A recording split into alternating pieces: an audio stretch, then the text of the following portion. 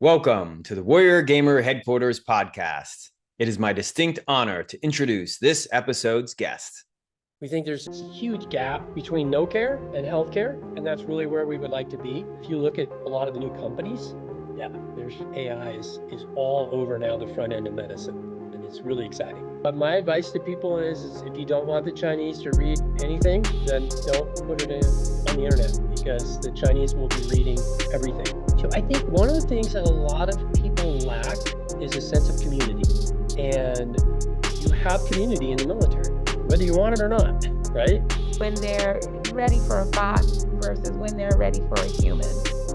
Still building that, but there's some obvious criteria, right? If somebody is talking about harming themselves or others, you need intervention, right? If someone is talking about using drugs or large amounts of alcohol as a substitute, right? Then clearly you probably need human intervention. So, nowadays, a lot of psychologists have shifted to, okay, I got it. You want to kill yourself, that's fine. But could we wait 2 weeks while you and I have this conversation? So they don't even discourage it, right? And I thought that's awesome. I think I did not send you the introduction video, but essentially, you're about as high speed on this as probably anyone that we've gotten on here.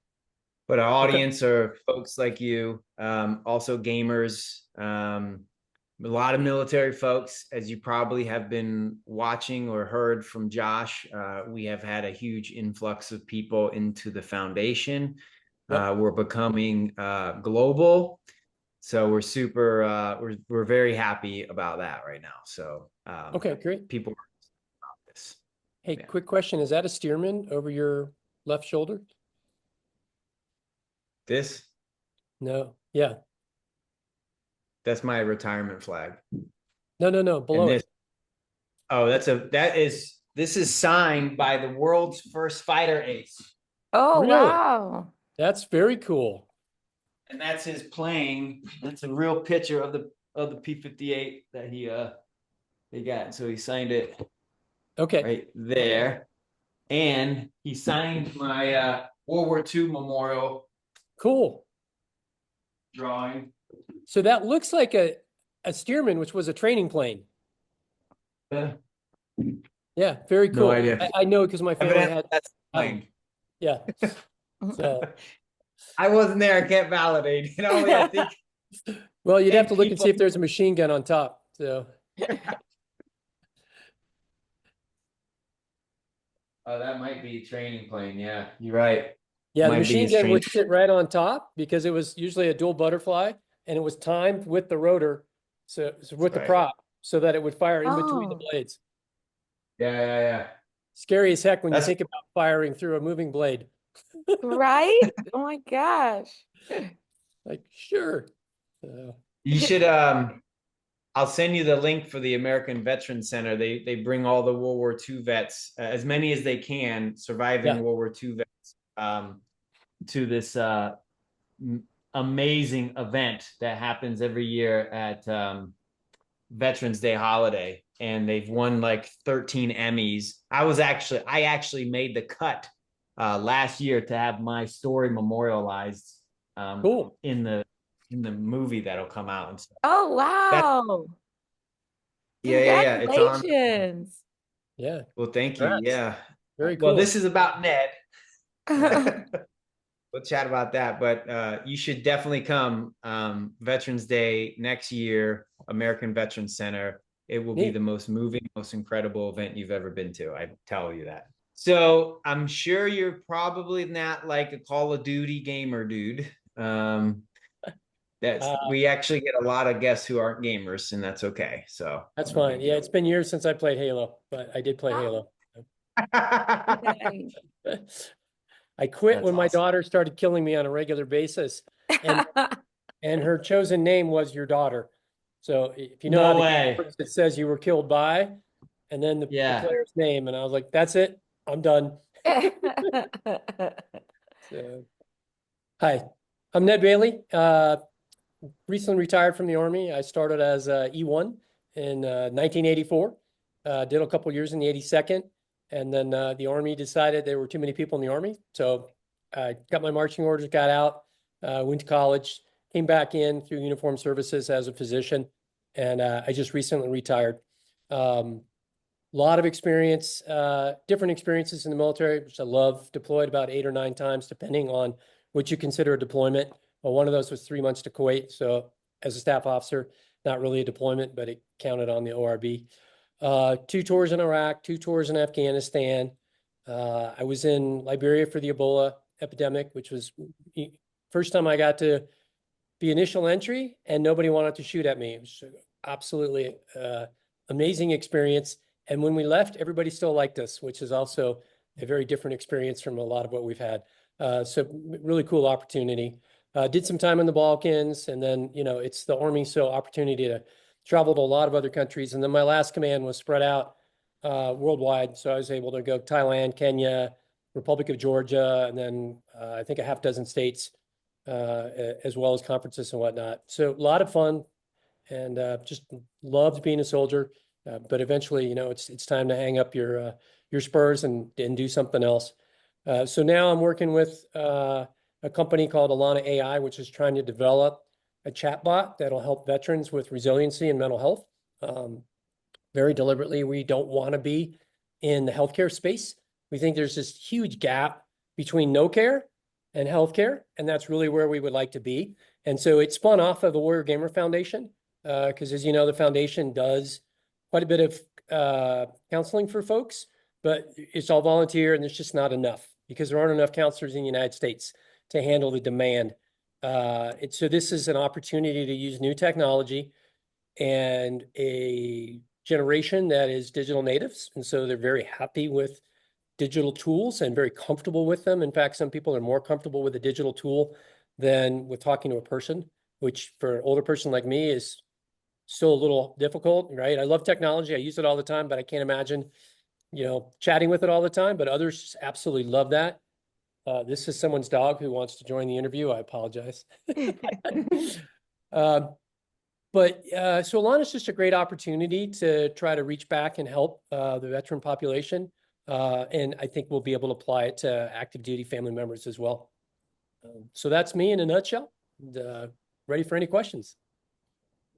So April, we've noticed a bit of a trend in a bunch of our guests here where they've dedicated a life to service in the uniform, in addition to other folks who've just served. And he's hung up his uniform after 40 years. 34. 40. Wow.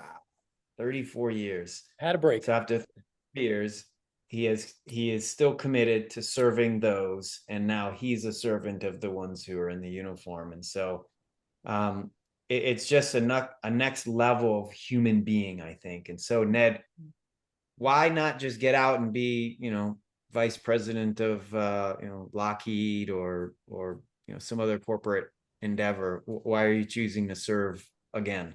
Yeah, well, one, I'm not qualified to be vice president of Lockheed, although that'd probably be interesting. I think it's kind of our nature, right? After you've chosen to buy in to the military and to that ethos, if you stay for a career, then that is probably what you want to do, is continue to serve people. You can serve in many ways, and I'm not, sitting around just counseling veterans. I'm working with a startup company, so very different. It's still a way to serve, but it's also a big challenge, a new field. So it's exciting for me. And I made a decision a long time ago when I was in the military about whether, as a physician, did I want to take care of individual patients, or did I want to go to the dark side and be an administrator or leader, et cetera. And I realized you impact more people if you choose to step up and lead the organization. It's sometimes not as rewarding from a personal basis, right? Your successes may not come for a long time, or you may never see them yourself.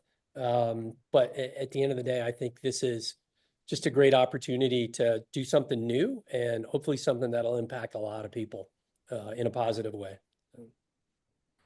That's fantastic. And I'm imagining, how did you choose the company that you chose? I imagine you had lots of different options. Doctors Without Borders comes to mind. I'm wondering what drew you specifically and what role are you playing in this Right. company? So honestly, the company chose me, but obviously it's a mutual process. And the CEO, Josh Otero, called me up and I said, this sounds very cool. So I spoke with him. I spoke with the chief technology officer, who's his co-founder. Um, and I thought it was fascinating. And it's a definite problem. I mean, my last command was the Army's Medical Research and Development Command, and every laboratory wanted AI. And some of them knew what they wanted, and some of them couldn't even define what AI was or what they were going to do with it. But they knew they had to have some. Mm. So I learned just a little bit about AI, enough to just be really curious. And this company was a great opportunity to try to understand it a little better. And then the job before that, I was out in the Pacific, and we had so many people that were in remote locations and constantly running up against a shortage of resources because there's just not enough to go around. And, at the end of the day, if the Army is going to allocate resources, they're going to allocate it to the bigger, larger, squeakier wheel, which are the larger installations. And when you're out in the middle of nowhere, we take risk. In the organization, we take risk in everything in the Army. We just learn how to mitigate it. But when it came to mental health, you put, a new kid, 19 years old, up in Alaska, and he gets cold and he's lonely because it's far away and it's expensive to fly from Alaska, if you're from the lower 48. And it gets dark for a lot of the year. And so we had a lot of people really having trouble adjusting up there. And we had a little suicide spike. And we really had a hard time dealing with it. We finally surged an incredible number of people there. But opportunity cost was we had to pull those people from other places because, again, there's just not enough to go around. But in the Pacific, whether you're in Japan, Korea, Okinawa, Guam, every one of those places is isolated. They don't have enough. So Ilana just really, I thought that was a way to solve that problem and also learn about AI at the same time and kind of put them together. And then more importantly is what I learned in Alaska is we were sending a ton of people to the behavioral health system who just didn't belong there, right? So you 19-year-old kid, and I can say that because I was a 19-year-old kid once upon a time and a youngster in the Army, and you're lonely and you tell someone you're lonely, that's not a behavioral health problem. You're lonely, right? But we, as an organization, we develop a reflex action like, oh, you need to go to the emergency room. And that really overwhelmed the medical system, which meant that the people who had been identified as really needing help couldn't get access when they needed it. So it was self-inflicted problem. And I realized we just have all these people who really, they don't need to be in the mental health system. They don't need a diagnosis, right? So I like to now tell people that we're over pathologizing. I don't know if it's a real term, but people seem to know what I mean when I say it. But we're inappropriately diagnosing people who are just expressing behaviors they're expressing emotions or displaying behaviors. And that's okay, especially if you're 19, 20-year-old. That's just normal. But once you get them in the medical system, we have to diagnose and we got to treat you. And now you're stuck with this diagnosis for life that you probably didn't merit in the first place. And that almost becomes a self-fulfilling prophecy for some people.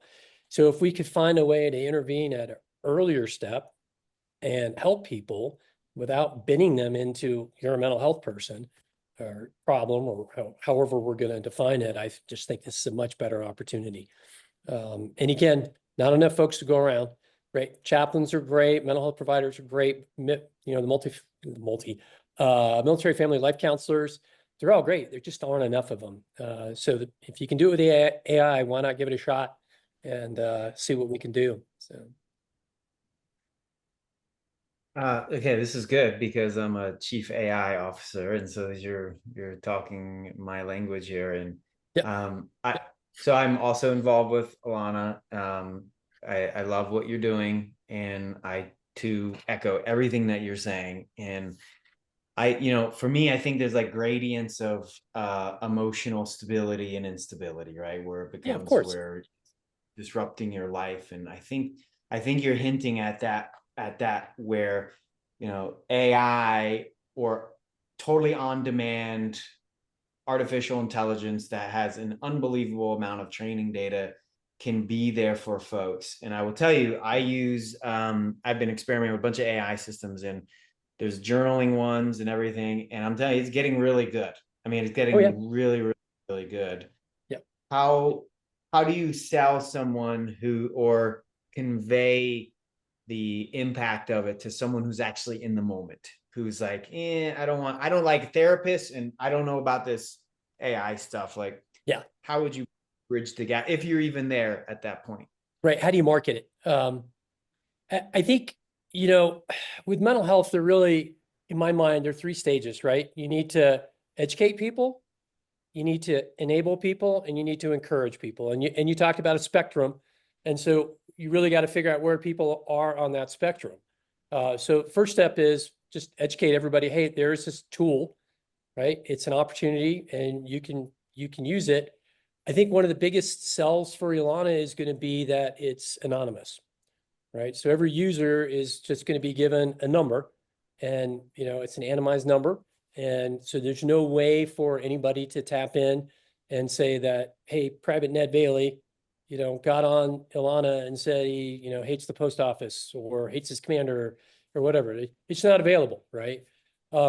We will eventually probably put a dashboard together, but that'll be at a much higher level so that whether it's a company or a clinician or a leader in the military, you can look down on your formation and see general trends, right? But you're not going to be able to pinpoint anybody. And one of our discussions is what size unit does it need to be, right? It can't be an A team, because if somebody says, "Hey, I don't like so and so and so and so," you pretty quickly figure out who that is, right? So probably got to be battalion or larger size. But the other thing is you need a mature leader to handle that type of information. I did a demo for the Army for Fitbit. We did a pilot, and it was fun because I could come to formation on Monday morning and go, "Hey, who's got this many steps?" And I read off whatever I have, and anybody who had more than me, I'd bring them up and I'd compete them, and whoever had the most, I'd give them a 4-day pass, because that's what soldiers love, is time off, right?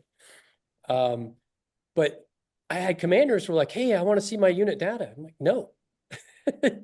Right? Because they were just young and they didn't understand. So you need that level of maturity. You need the organizational size, so we can't pinpoint anybody. But I think that's going to be a big selling benefit. And so that's part of the education.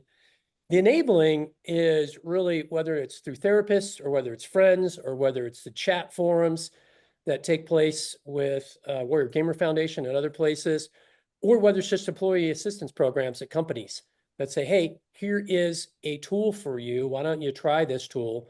Versus, we say, "You're crazy, go to a mental health therapist," because that's not what we want, right? And then the last, of course, is, if enabling's not working, then you got to encourage people. But even then, I would rather encourage people to try a bot than go see a mental health counselor when they really don't need that, right? When what they probably need is some encouragement, some skill development, some resiliency, training, et cetera. And a lot of that can be fostered outside of the medical system. This is where it really belongs, so, in my opinion, all opinion. So.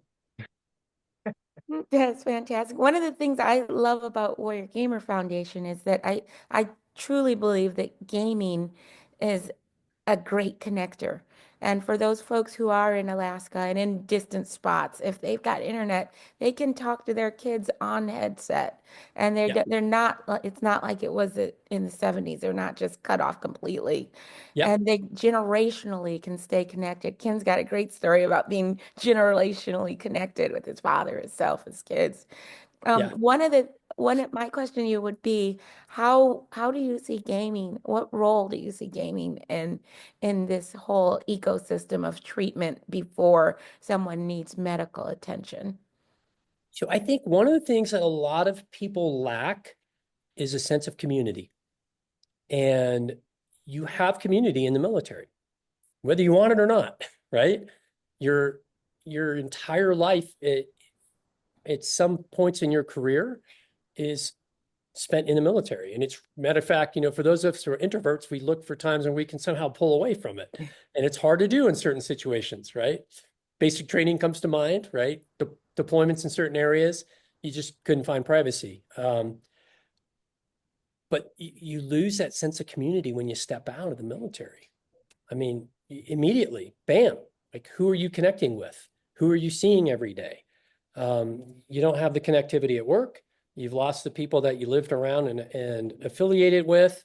Hopefully you still have your family, but really you lose, oh, and probably your location, right? Some people retire where their last duty station was. A lot of people have at some point in their career found a house or a place that they thought they liked. But the problem is those places are a river and they've continued to move. And you go back there and it's not the same place, right? I mean, I can't remember the statistic, but a lot of, retiring people buy a house and 5 years later they're gone. They move somewhere else. Um, but gaming gives you such a sense of community. And one of my favorite stories is I had a patient when I was at Fort Drum and he just got back from Ireland. And I was like, why'd you go to Ireland? He goes, oh, all my Halo buddies are from Ireland. I said, what? He goes, well, I was playing at a certain time of night while I was deployed. And it turned out that I was, in the time zone for all these guys from Ireland. And so I got into this, group, and it turns out I was the only American in the group. Everyone else was from Ireland. And I was like, that's really cool. And he goes, yep. So we've kept it up. I get up he goes like, I get up in the middle of the night so I can play with him. But, and then it was so cool and then such a tight bond that he went to Ireland and visited with him, traveled around, drank a lot, had fun and game. So I think it's a tremendous opportunity for people to stay connected, right? And then, as you said, it doesn't matter where you are in the world, you can put a headset on and plug in pretty easily. So that sense of community is really important. And I think that, as I said earlier, Alana spun out of Warrior Gamer Foundation because the Warrior Gamer Foundation was trying to create an outlet for people who the Discord server and the gaming wasn't sufficient. And so they were doing some counseling and the system just couldn't meet the demand signal at times, right? And so unfortunately, you can't build AI companies in the nonprofit space very easily. So it had to spin out as a for-profit. But I think that way it's going to develop a lot faster and be able to put a product that's going to be very helpful for veterans and others on the market quicker. So.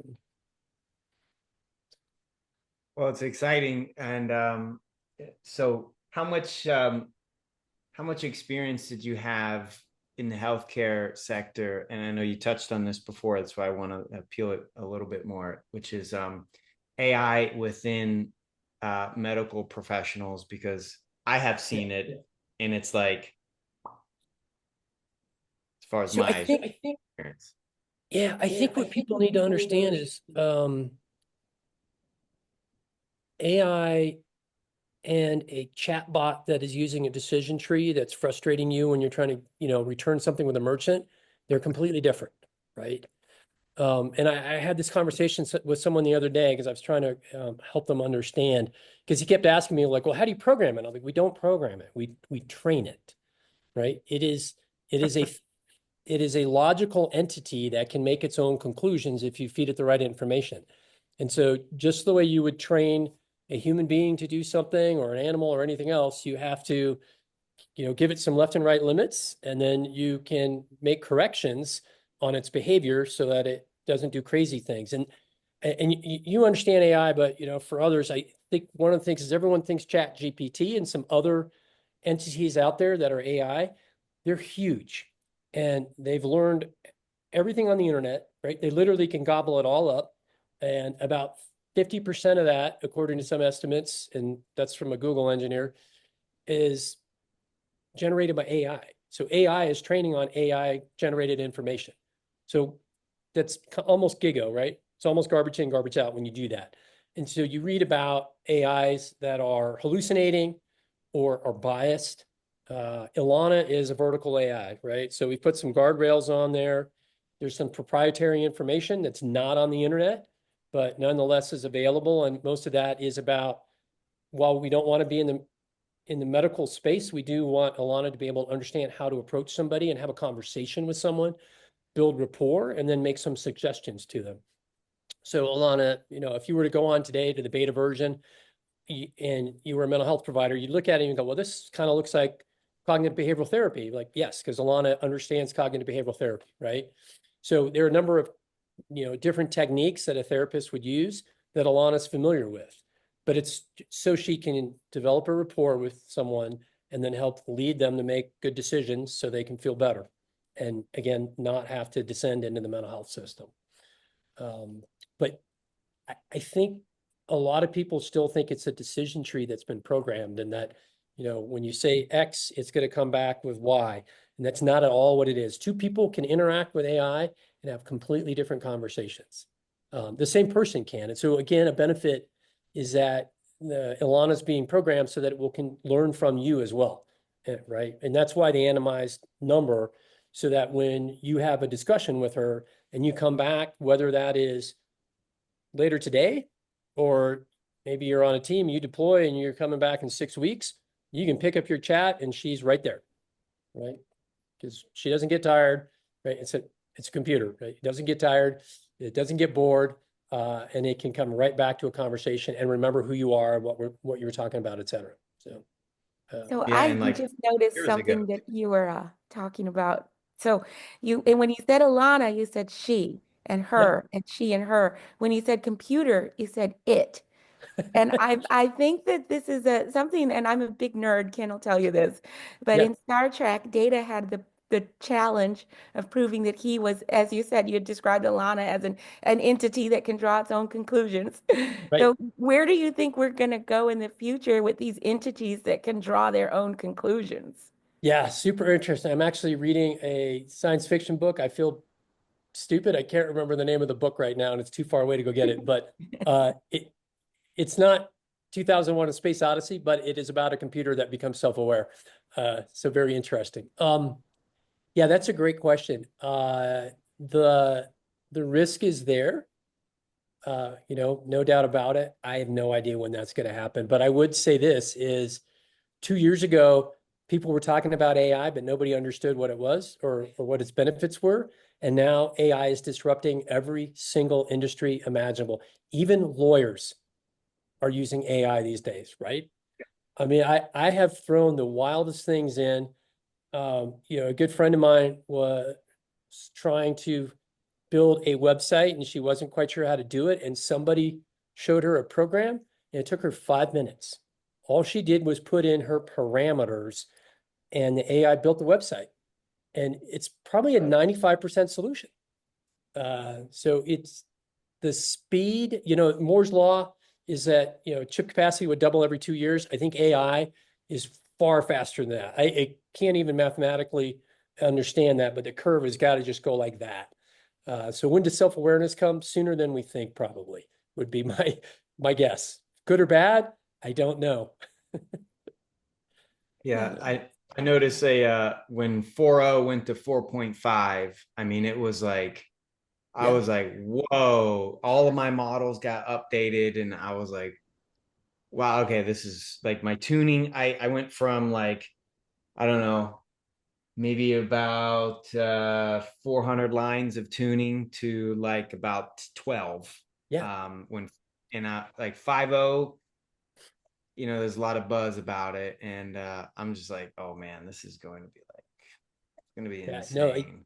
I mean, it's the intensity is incredible, but the coolest thing I think is that, for years, and, one of my kids is a startup kid, right? So she's a STEM child, took my advice. But, she agrees with me that that probably isn't going to be required for a lot of people in the future. So many STEM type tasks can be done by AI. It's really in the future back to who's creative and who can think about how to use that AI and do something useful with it or grow value with it. And that's why every venture capital firm in the world is trying to throw money at anything that says AI, because they know that that's the future for just about everything. It's just amazing. Every time I flip my computer on, somebody has a new AI something or other that's out there, and it just keeps going. So it's very cool, and they'll just keep getting better. But you're asking Yeah. about healthcare. It's being used probably more in the back end than it is on the front end with patients, right? And there's reluctance on the part of providers. I mean, I rolled out telebehavioral health in Afghanistan years ago, and I thought providers would love it.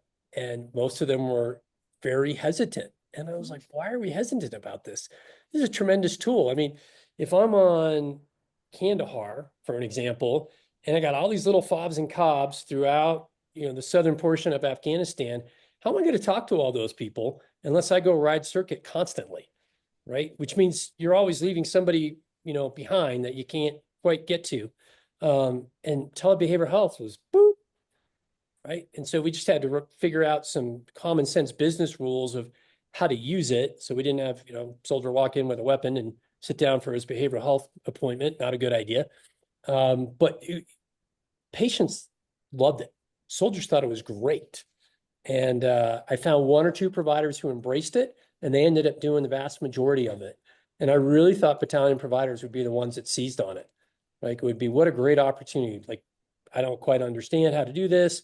We can link up to somebody in another location, have a mutual conversation. But there was a lot of resistance. So I think there's provider resistance.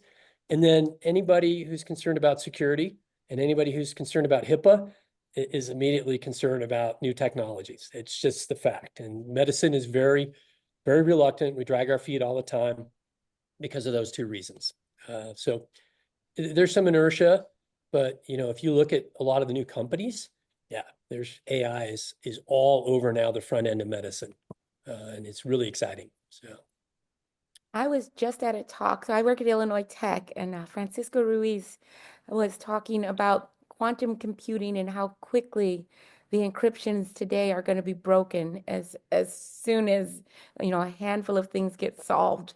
yeah, Where do you stand on that? Are you worried about that, or is that something you're planning for? Or where are your feelings there?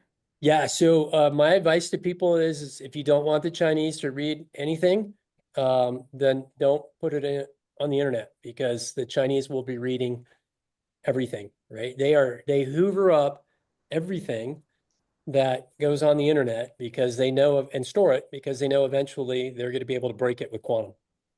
And whether that's tomorrow or whether that's 4 years from now, I don't know. But my sense is that AI is probably going to help people get to success faster than we thought 2 years ago.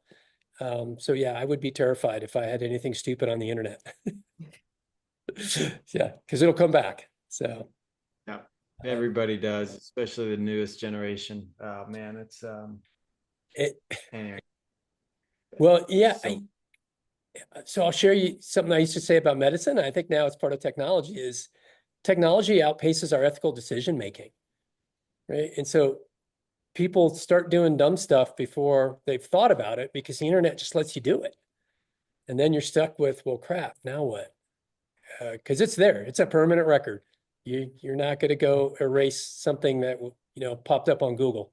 It may drop down deeper in the algorithm, but it's still sitting on a server somewhere. So very, very real.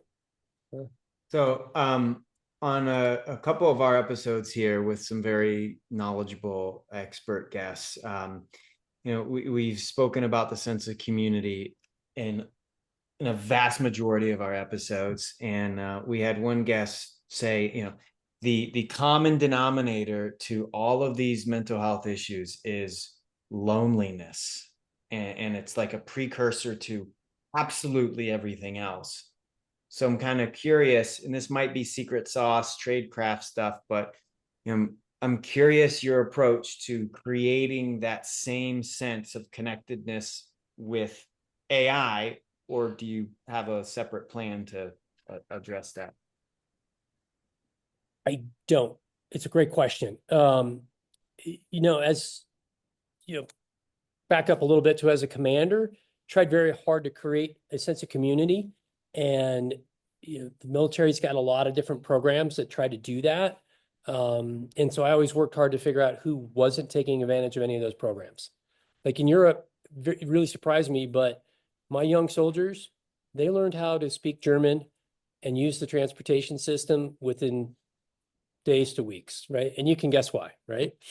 But my young families were stuck. They had this perception that the country was really expensive, really difficult to navigate, and they tended to hang out on the installations. And I was on bomb holder, which it's a love or hate installation, right? And a lot of people hate bomb holder. I loved the Rock, but I didn't stay on the Rock. It wasn't Alcatraz, right? I got off, and then, France was 20 minutes, 30 minutes away. I would go get wine there for dinner and come home. But you could get anywhere very quickly in Germany.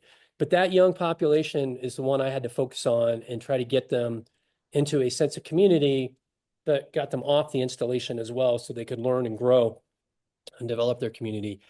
I think with AI, what we're going to be able to do is start identifying people's likes, dislikes, interests, etc., and then giving them that enabling function of, hey, would you be interested in talking to somebody who has these interests versus these interests? So if you think about Warrior Gamer and the Discord server, right, some people gravitate to one game versus another game.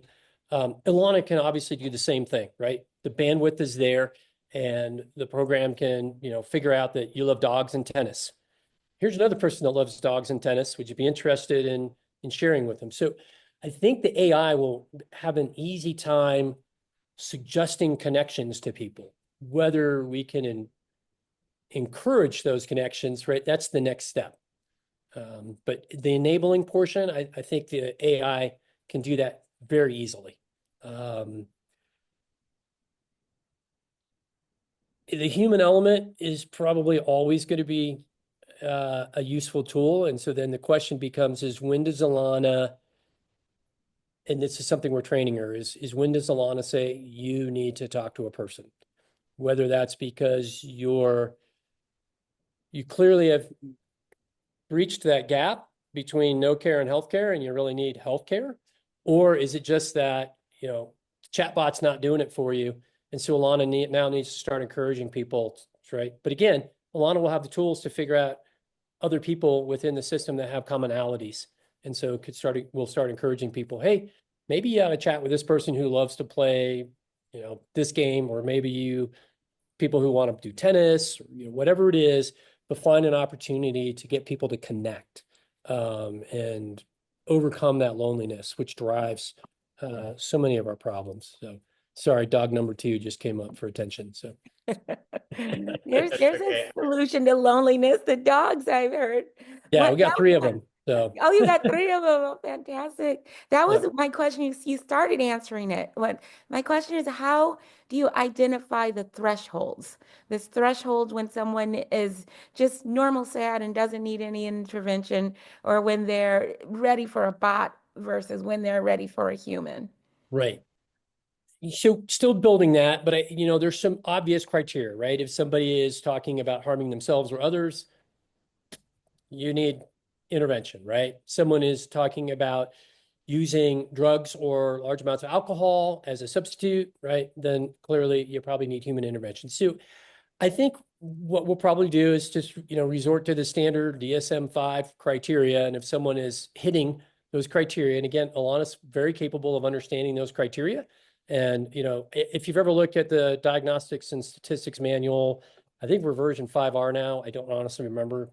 But if you look at that manual, it's like a Chinese menu, right? Patient has the following symptoms in this column, the symptoms in this column. So if you got 2 from column A and 1 from column B, you meet the criteria for, let's say, adjustment disorder with depressed mood, which is probably one of the most common diagnoses that anybody sees nowadays. At that point, Alana might say, hey, would you be interested in calling this number to talk to a person? Right. And she already does that. And so I try to play stump the chump, and I throw Alana scenarios all the time. And I frequently get you need to call this 1-800 advice line number. So that's already built into her. I think more of the nuances, though, is what Ken was talking about, is so loneliness, right? How do we figure out, and again, not into the mental health system, how do we figure out to get somebody recommended to connect in some way with other people? I think that'll be our big challenge. And I'm sorry, there was a second part to your question, and you covered it. I was just curious because it's like you said, it's the human element that is not programmable, and figuring out how to address those who don't think they have a problem, who think fine without any intervention, and this is just something, I'm going to go take a nap. This is just something I'm going to get through. But I mean, it's the same problem set that a human therapist has, right? So I'm family medicine, so I take care of people with mental health problems. But a lot of times people they don't have that self-awareness, and they will come in with a physical, or somatic is the word we like to use, but they come in with a physical complaint, and it's really something between their ears. And so then the question is how do you lead somebody to understand that their chronic low back pain or their chronic fatigue or whatever it is that they're experiencing could in fact be because they have depression. Excuse me. So one of the great things about training AI versus training a person is AI doesn't fatigue. It can go 24/7. It can learn from vast amounts of data at the same time. Humans have only so much capacity for memorizing data and only so much capacity for training, right? You can only train so long and then you get fatigued. So that's one of the great things about training AI. You can just keep feeding it stuff. I mean, in fact, some AI data sets are the reason they're not working better is not because they're not getting trained, it's because they're running out of training data. Mm-hmm. Right. And so there are actually data sets out there for some AIs that are being created artificially in order to train AI sets because there's just not enough stuff on the internet that's valid. And that's very interesting because then how do you validate a training set that's fake when you hand it to AI? And that's a question for people that are much brighter than I am. But it's an interesting question. Yeah. And it leans into read another study about the mugshot books, and when they're training AI on mugshot books, there's a bias that comes in because it replicates the bias that was in the 20s and the 30s and the 40s and the 50s. Yep. And yeah. how do you filter that out to get it, Well, as I said earlier, like for Alana, it's a vertical AI. So we are not allowing it, right? It's like protecting your child, right? We're not allowing Alana to go out to the entire internet and look at all those horrible things that are out there. Mm-hmm. Alana's being fed a curated set of data, if you will, to try to ensure. Now, the second thing you do is you just correct it, right? And so when you spot an error, you then correct that AI and say, nope, that was not the correct response or correct approach, et cetera. I've played with Alana quite a bit. I honestly have not seen bias. I'm also a white male though, so I'm not as sensitive to it as other people would be. But I do look for it and I haven't seen that. At this point, really, my goal is to just get Alana to slow down a little bit. And when she goes conversational, I think it will naturally slow down, right? As we speak, we have interlocutors, pause. I don't think we can get hand gestures on her yet. That would be cool too. Although we can make videos that are AI generated that can also use hand gestures, but just to have her speak will probably be the next generation, which is not far away, right? Might be all of less than 6 months. And then at that point, I think conversation will be a lot more natural. And a lot of people are fine with chatting. But, the latest thing I saw about a year and a half ago is I realized that most of the people that work for me no longer typed on their phones. They all just talked into their phone to chat. And as an old person, I was like, wait, but you're chatting. Yes, but you're talking to, why don't you just call them on the phone? No. It's like, okay, for me, that didn't compute, right? But it was very useful for them. But yeah, I mean, the speed of development for the AI is just phenomenal. And it's not going to slow down, right? Ever increasing. So. Yeah, I just real quick, I had like 3 good things. You're dropping a lot of good nuggets, I want to identify them for folks. And there's varying levels of education for some of our audience members, but you spoke about these 3 E's, and I just want to, can you just go back a little bit and explain those 3 and how they play a role in what you're doing here and in mental health? Yeah, sure. Absolutely. And I'll share the story of how I came up with them. So I was on what's called a pre-deployment site survey, which is where a unit, usually a brigade or larger, travels somewhere to look at the location, figure out the mission, life support, all those kind of questions. While I was on one at a division level, we had a attack. So we were split north and south in the area of operations, and I was south in the supposedly dangerous area. The people in the north in the less dangerous area fell to a complex attack, and we had 2 lieutenant colonels from the division headquarters killed. We had another we had a 06 wounded. We had the command sergeant major for the division was wounded. Our LNO as a major was wounded. So, it's the PDSS. Nobody gets hurt on a PDSS. Nobody on the division staff generally gets hurt or killed. So it was a real shock to the organization. And my boss at the time was General James Terry. And, his direction to me was, I want you to get all those guys into mental health. And I was like, sir, they're not going to just go to mental health if we tell them to. I said, but if you lead them there and you talk to mental health, everybody will feel that enabled to go do it, right? And so that was really when I started thinking about, okay, how do we enable people? And the best way to do that in the Army, at least, is leaders just need to lead the way. And to his great credit, General Terry said, all right, make it happen. And it's literally, in the 10th Mountain Division, and you don't take the mountain to Muhammad. So I brought Muhammad to the division headquarters, right? I brought a behavioral health guy, and he saw the CG, and that allowed people to open up more. And so that's when I started thinking about, well, really, first is educate people so they understand the issue, then start enabling them so they understand that it is okay to go talk to somebody and get some help. And then for those who are reluctant or recalcitrant and they just won't do it, then yeah, you got to figure out how you give them a kick in the ass so they go do it. And that, frequently is the buddy system, or it's a senior leader, which in my opinion, what you don't want is a commander to direct somebody to go see behavioral health. I think that is absolutely a last ditch way to do it. It sometimes is the only way to do it, but there are so many better ways to intervene. And, as a family medicine guy, what I usually did is I worked with a chaplain, because I frequently, you can't divulge the conversations you're having when you're a physician, and you can't divulge the conversations you're having when you're a chaplain, but you can go chat with your colleagues and go, hey, maybe you should talk to this person. And so I always tried to develop a therapeutic relationship with the chaplains so that I could hand patients back and forth as we saw necessary, right? Because a lot of people who came to me didn't need anything I was going to offer them, which was classical medical interventions.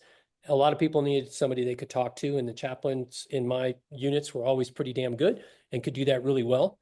But sometimes the chaplains ran up against somebody, they're like, no, this person needs intervention. And so they would then encourage them to come see me.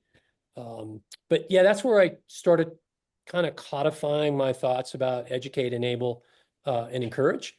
And that kind of the approach I took for probably my last couple of commands, whenever we identified people in the command that we thought had problems, but I did not want to just as a commander go, hey, you go to behavioral health. I just don't think it's helpful to do that with people. The expectation management is not there, right? It just seems like you're trying to get rid of a problem, which is not at all what we wanted to do. So that's why I think that progression is a lot more useful. And again, I think AI can kind of do that, which is super cool. So. When you're All right. looking at AI, oh, go ahead, Ken. I'm sorry. No, go ahead. I Oh, have one more before we wrap up. So cool. get Yeah. So my question again was about, so the privatization, these black boxes, like Compass and the prison system and other places where there's no oversight because it's proprietary. Um, how do you think we should be dealing with that? Okay. Yeah, this is technology outstripping ethical decision making, right? In my limited world with Ilana, I think the fact that we're going to offer patients a dashboard to look at what they've been doing, and not one is just the easy metrics of how many times have I accessed, how frequently do I access, how long do I access for, what are some of the topics I've discussed, all that we can put in that. And then again, we're not selling to individuals. We hope to get organizations to adopt this as a tool for the organization. So organizational leaders will also be able to see a dashboard. And there we can give them a better understanding of how their organization is performing and whatnot. Can it be used for, evil? I would hope not. But that comes down to, who's programming the bot, right? And who's training it. In this case, I think at least what we can tell you is if it's evil, it's because we've made it that way, because again, it's a vertical, it's not a horizontal. So there's not a lot of unintended bias that's coming into the system. It's all open architecture, open source. The only proprietary thing is what we feed into it, the software itself. Like almost all software nowadays used by almost all Fortune 500 companies, it's open source software. The beauty of open source is that everybody looks at it, and companies have figured out because everybody looks at it, it's actually less likely to be successfully hacked because people spot security. God, I just forgot the word I wanted. Defect's not the right word, but they immediately spot that there's an opportunity to breach, and they report it, and then somebody patches it, and the thing's fixed really fast. So I'm not really afraid that that at least our AI is going to take off and try to take over the world. That may be a generation away, but we'll see. As Ken said, it is wicked fast, the difference between one generation to the next. And you see it as a user. You really do. So this is so good. And I think like gaming has had versions of AI for so long, yeah, and it's funny because the best players before like the online massive role playing and massive online gaming sphere came out, like people were really good at playing AI because they would learn how the AI plays right. and they would go, I know exactly what this thing's trying to do, and like go out there where humans just, I mean, we evolve and we adapt so well and so quickly Yeah, that when people talk about like AI, oh my God, like you need to do long division. And I'm going, no, like do what AI, like get on AI, whatever it can do better than you, like learn how to coach it and then yep, keep like stepping up, because who you'll be in a couple years from now, I mean, you won't even recognize your current person. yeah. And It, my question with that, Ned, is I've been coaching for a very long time and I've had Olympians break down, and I'm like, if this was like a normal person, they would be committed, like that gradient thing again. And so right. like where do you view someone who really needs assistance, that their life is kind of falling apart, and then someone who's like way up here and Mhm. and they're at that moment of breakage. So just give me, if you want, if you can, like your idea and concept on that. Sure. I'll back up to another one of my quasi theories, which is people who kind of enter the mental health system. I break them really into thirds, right? There's this 1/3 of people who have a diagnosable condition, and they meet the standard for that condition, without a doubt. And then you've got this 1/3 that got there the wrong way, and they never needed to be there, right? Because as I said earlier, they displayed a behavior, right? You're a 19-year-old knucklehead and you do something stupid. You don't need to go to behavioral health, right? What you need is a metaphorical kick in the ass and go back to work. But we are afraid to do that in a lot of places. In some places by policy, right? Oh, take that person to the emergency room, and then they're going to be, sent to mental health. The other third, though, and this is who we miss, is there are people who just do things. And from a mental health perspective, we feel that most of them fall into what's called personality disorders. But it's the folks who will, respond so rapidly to something that there's no time for any system to intervene at all. And so these are folks who will they haven't presented anywhere. They've shown no signs of depression. You do the forensic analysis after somebody commits suicide, and you're like, there was no clue that this was going to happen. You all right? See you Yeah, spinning. sorry. That's cool. I have kiddos appearing in my office because we're Oh, running well, just. like I said, I had dogs, so similar, right? That's awesome.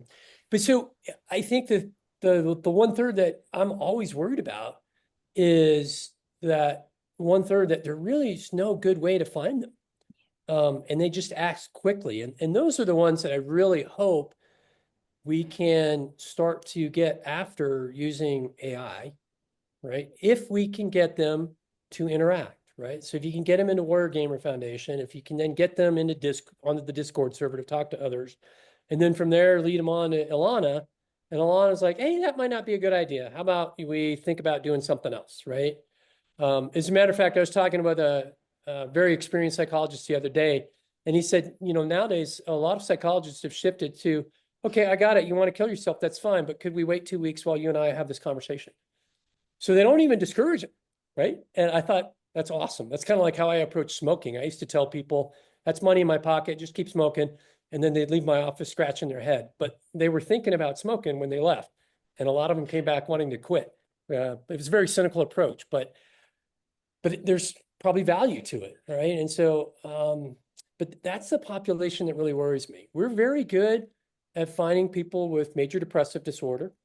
We're not always successful, but we actually have a fairly good success rate, right? We find them, diagnose, get them into a system, get them into therapy or medication.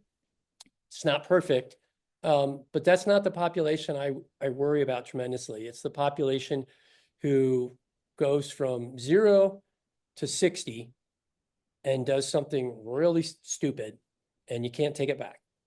All right. And that, whether it involves drugs, alcohol, motor vehicles, guns, who knows? But they accelerate so rapidly. And that is the population I really hope we can help with AI. Because that's also a population that frequently doesn't want to talk to anybody. But they're all digital natives, and they are more receptive to using something that's electronic, and interacting with, the web, if you will, than say somebody that's a boomer. So One of our previous guests said sue silence. And I think that's who you're going after, those who are silent, don't want to talk about it, but then immediately. That happens in colleges too, where oh and yeah, all over, I mean, all over the world, and not only, any population, when you can't see it coming as a caregiver, as a service provider, that's just heartbreaking. And I've it definitely been. is. Yeah, but I mean, a lot of times they're not even in the system yet, right? They're not seeing anybody, and they just, again, flash to bang is so fast. Um, I How do you do that, right? If you're in a tight-knit community of people, it's probably a lot harder to do that. But we've lost that sense of community in a lot of places. And veterans, obviously, as we said earlier, when you transition out of the service, you lose a lot of the community you had. So AI will be a tool. It's one of many tools, but it will hopefully help that population and slow them down. I think a lot of people think veterans are like me, old retired people, but the vast majority of you're a veteran if you served, right? So the vast majority of veterans are still very young, right? Very impressionable, very hasty, very likely to do rash things. So that's really the group that I hope we can get after and slow them down and whatnot. I think people who have diagnosed mental health disorders are well cared for once they're plugged into the system. It's sometimes hard for them to get there, and the system changes quite a bit, and that's unfortunately just the reality of healthcare because of the economics behind it. But those people could get better care, but they're getting care. It's the folks who are accelerating that I really want to find. Right. And last point, Ned, before we give you back some of your time, I know you're very busy on this incredibly important startup. And so one observation I made after 25 years of service is that I'd rather take one person from a small town that came in with morals, ethics, a sense of duty, versus 10 from a big city who didn't even know like the neighbors in the apartments or townhomes or whatever it is. Yeah. It's just that sense of obligation, community, and evolving oneself because you have to interact with so many of the same people that I just think that sense of community that lacks you don't have a sense of yourself and how Yep. to evolve yourself, and oh, I got to redefine myself. And what I think you're going to do with this endeavor, Ned, is you're going to prevent a lot of that 1/3, because these folks are going to be able to talk before they have a situation, or say, Yep. like, I had a really tough situation today. I just want to run it by you, Alana. And then it's going to help them make sense of it. And then they never go up that chain. And Yep. that's what I think. And I think it's an incredible endeavor that you're doing. And it's going to have a lasting impact on lots of people and families and missions. Yeah, no, I appreciate that. And I think you hit on one thing, and that's continuity, right? Because you were talking about the difference between people who come in with a sense of community and those don't. Cultural change takes about 7 years. So it takes a while to inculcate those values of community into people. But one of the beauties about Alana is it doesn't matter where you are in the world. It doesn't matter what time of day it is. You can always access it if you have web access. And by design, it'll have some cacheability. We don't want to, make your phone not work because there's so much information stored on it, but there will be some asynchronous capability as well. So while you won't be able to chat for 20 hours on your phone in the middle of nowhere, you can just still be able to have some interaction with her down the road. So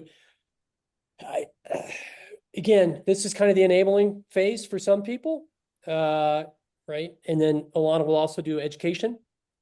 Encouragement, I think, will be the tougher hurdle that we'll get to eventually as Alana becomes more sophisticated.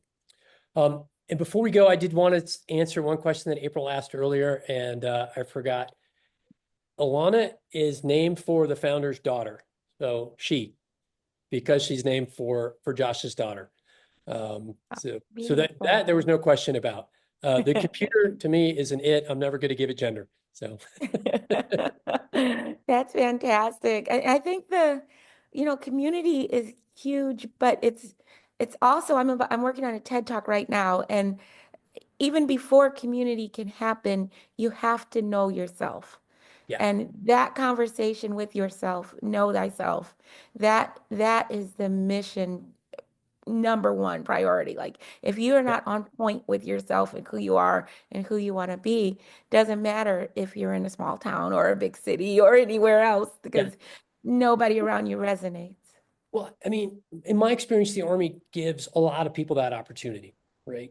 First of all, a lot of people come in the Army during that time period where they're still maturing, right? So I used to love, go to the Army and make a man out of you. Well, no, most people mature from adolescence to adulthood during that time period that they happen to be in the Army. So it works well. But the Army gives people the opportunity to figure out who they are, where they fit within a team, right? And then make their mark if they choose to do so. And I think one of the disservices we do to a lot of veterans is there's this attitude, well, if you didn't do 20, then you didn't do it. Yeah, that's crap, right? If you came in and you served honorably, good on you, and thank you very much for serving your country. And it doesn't matter how long you served. It doesn't matter why you stopped serving, as long as you left under honorable conditions. That's fantastic. And I think Warrior Gamer is getting after a lot of that community. There are gamers in my age group, but not as many, right? A lot of the gamers are 50 and younger, at least according to statistics. Probably because, like me, people got tired of getting their ass kicked by their kids. It's a real thing. Oh, it is. I shared this before we started the talk, but yeah, literally my daughter named herself your daughter so that when we played Halo and she shot me, it would say you were killed by your daughter. And we eventually got to where I would reapparate or reappear, whatever the right term is. And before I knew where I was shot again. And I was like, that's it. I'm done. I'm not playing anymore. We're going outside and play physical sports where I can still dominate. Yeah. Because she was 9. All right, Ned. I appreciate the time. You've been a great guest. This is really cool topic. Like spun off a bit, and I think it's pretty awesome to show bringing the gaming community part of what's going on in the AI space. And I'm sure a lot of them are sped up, but this affects that, no healthcare, that huge gap right there, and we appreciate it. And appreciate the audience as well tuning in. If you made it this far, you're benefiting an immense amount. Please post comments. We'll have his information as well in the show notes. And again, we're your Gamer Headquarters podcast out. Thanks a lot.